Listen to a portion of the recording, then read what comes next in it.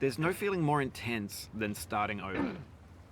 If you deleted your homework the day before it was due, as I have, or if you left your wallet at home and you have to go back after spending an hour in the commute. If you won some money at the casino and then put all your winnings on red but it came up black. If you got your best shirt dry cleaned before a wedding and then immediately dropped food on it. If you won an argument with a friend and then later discovered that they just returned to their original view. Starting over is harder than starting up. If you're not ready for that, like if you've already had a bad day, then what you're about to go through might be too much. Feel free to go away and come back. I'll be here. Alright, thanks for coming with me on this trip. I'll understand if you have to take a break at any point. Just find a safe place to stop and quit the game. And don't worry, I'll save your progress, always, even your mistakes. This game is a homage to a free game that came out in 2002, titled Sexy Hiking. The author of that game was Jazzuo, a mysterious Czech designer who was known at the time as the father of B games. And B games are rough assemblages of found objects. Designers slap them together very quickly and freely, and they're often too rough and unfriendly to gain much of a following. They're built more for the joy of building them than as polished products. In a certain way, Sexy Hiking is the perfect embodiment of a B game. It's built almost entirely out of found and recycled parts, and it's one of the most unusual and unfriendly games of its time. In it, your task is simply to drag yourself up a mountain with a hammer. And that act of climbing, in the digital world or in real life, has certain essential properties that give the game its flavor. No amount of forward progress is guaranteed. Some cliffs are too sheer or too slippery, and the player is constantly, unremittingly in danger of falling and losing everything. Anyway, when you start Sexy Hiking, you're standing next to this dead tree that blocks the way to the entire rest of the game. It might take you an hour to get over that tree, and a lot of people never got past it. You prod and you poke at it, exploring the limits of your reach and your strength, trying to find a way up and over. And there's a sense of truth in that lack of compromise. Most obstacles in video game worlds are fake. You can be completely confident in your ability to get through them once you have the correct method or the correct equipment or just by spending enough time. In that sense, every pixelated obstacle in Sexy Hiking is real. The obstacles in Sexy Hiking are unyielding, and that makes the game uniquely frustrating. But I'm not sure Jazzuo intended to make a frustrating game. The frustration is just essential to the act of climbing, and it's authentic to the process of building a game about climbing.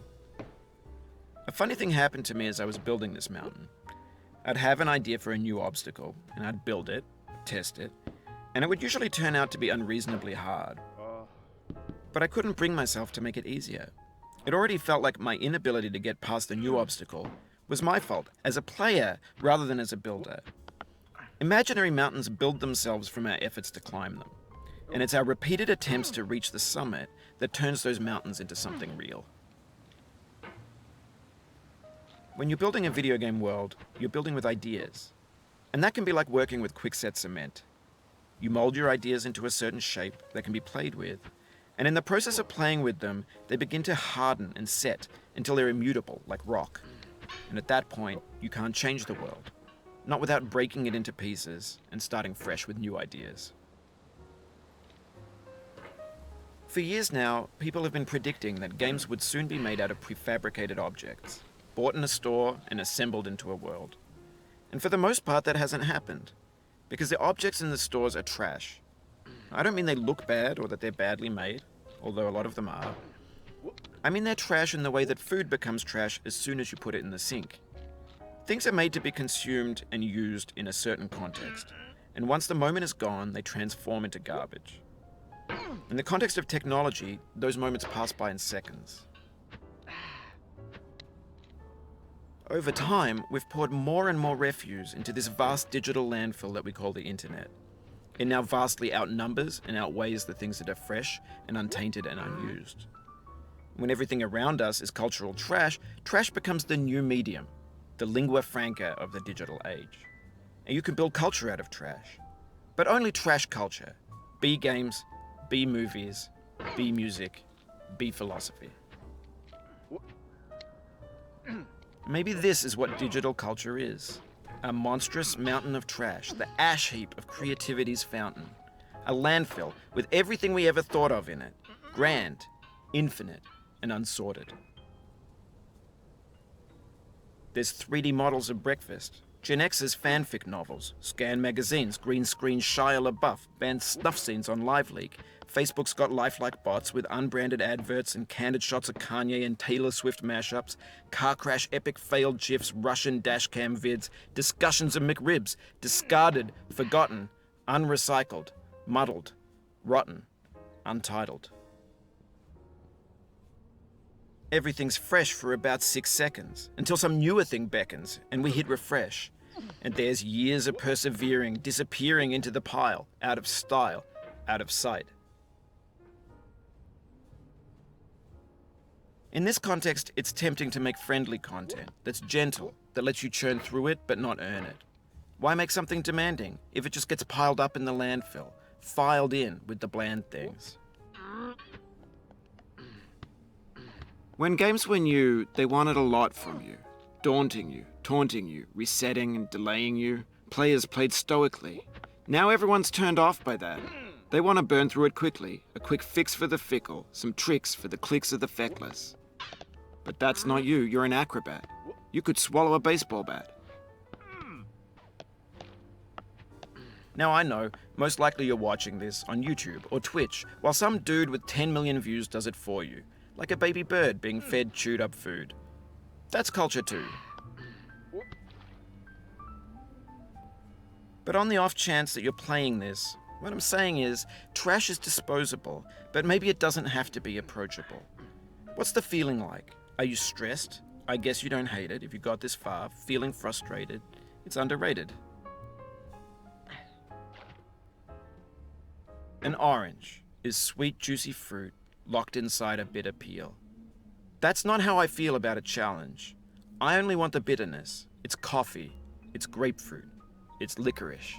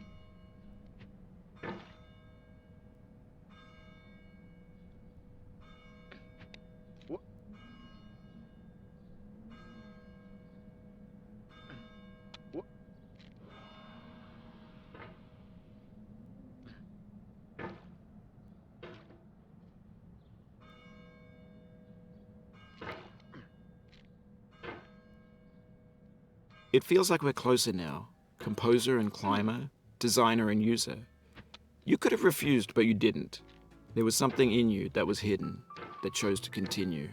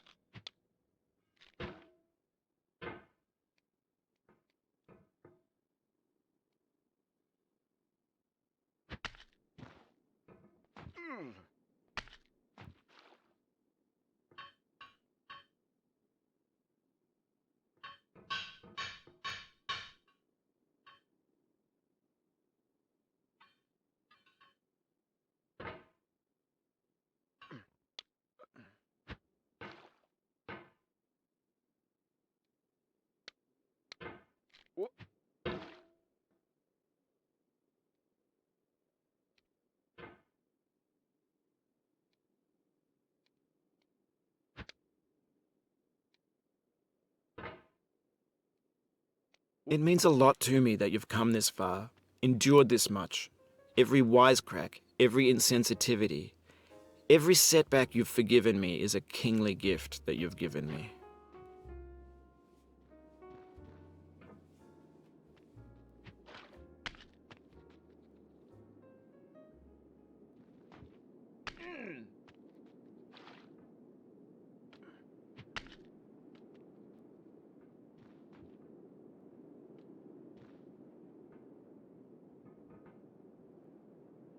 We have the same taste, you and I. It's not ambition, it's ambition's opposite. An obdurate mission to taste defeat. You'll feel bad if you win, so I put this snake in for you.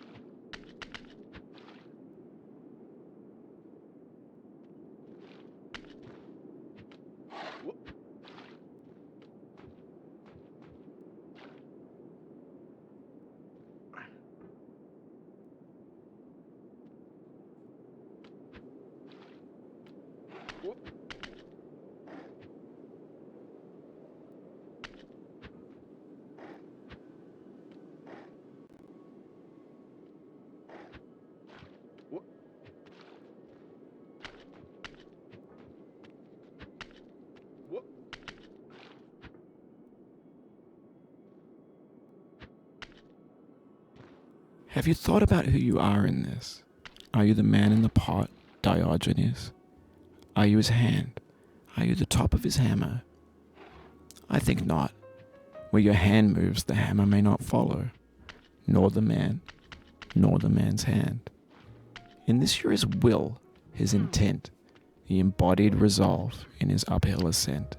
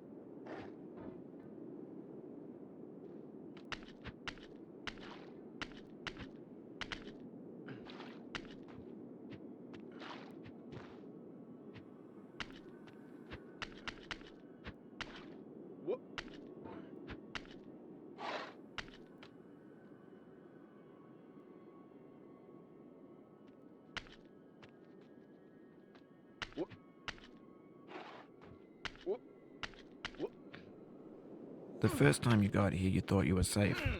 A base camp for reaching the summit. That's how it seemed on its face the first time, but your face can fall fast when you plummet. Oh, you just lost a lot of progress. That's a deep frustration, a real punch in the gut.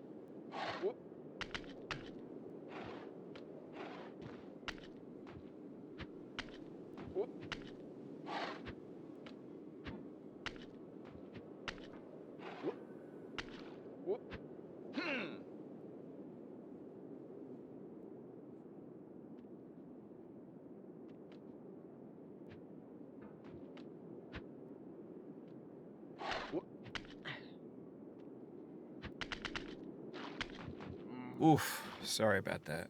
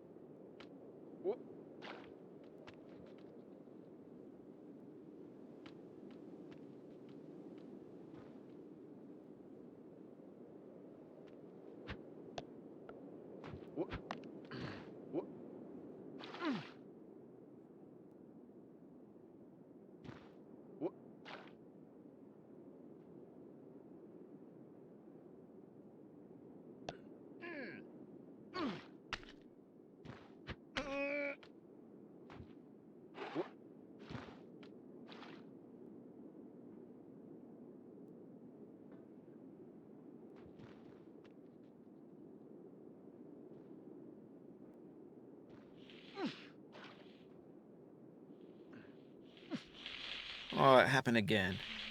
Keep on trying. Don't let it get to you.